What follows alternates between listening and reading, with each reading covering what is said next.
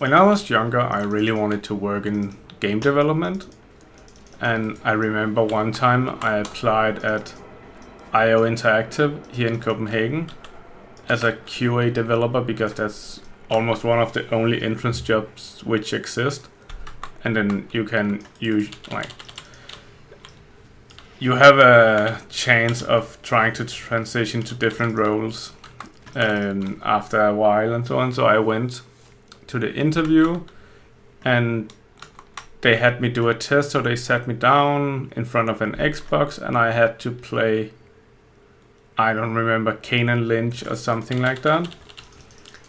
And at that point, that was before I kind of admitted to myself I needed contacts. So for whatever reason, I wasn't sure how developed the game was. So I was testing the game for 30 minutes, and then afterwards they wanted me to write like QA, like try to write some QA descriptions or whatever without any guidance or info on how it's supposed to be done. To be honest, that seems relatively normal in the gaming industry, where you don't really teach people or mentor them or anything, because the people wanting to work in game development, there's a lot more people wanting to work in game development than there's jobs for game developers for any position.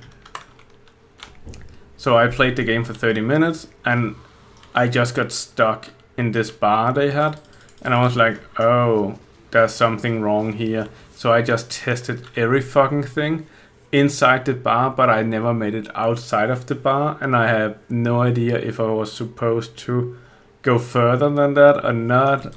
But I started shooting bottles in the background, and I started jumping on people, and I started shooting people, and like I tried to interact with everything and just to try to test something, because what the fuck are you gonna test inside a bar?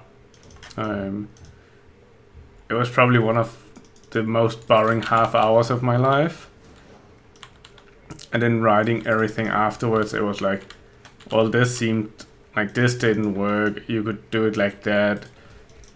When I shot inside the bar, people were just running in circles. That seemed unrealistic, like unbelievable. Why don't you make them run away from you instead of just running in random circles? And just lots of things. Like, long story short, I didn't get a call back. They also didn't tell me, like, they didn't give me any pointers to tell me why I failed.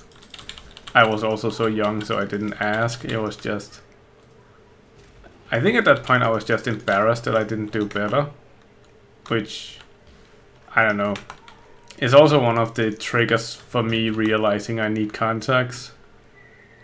Because when you cannot see what's on a TV relatively close to you, like that's a hint.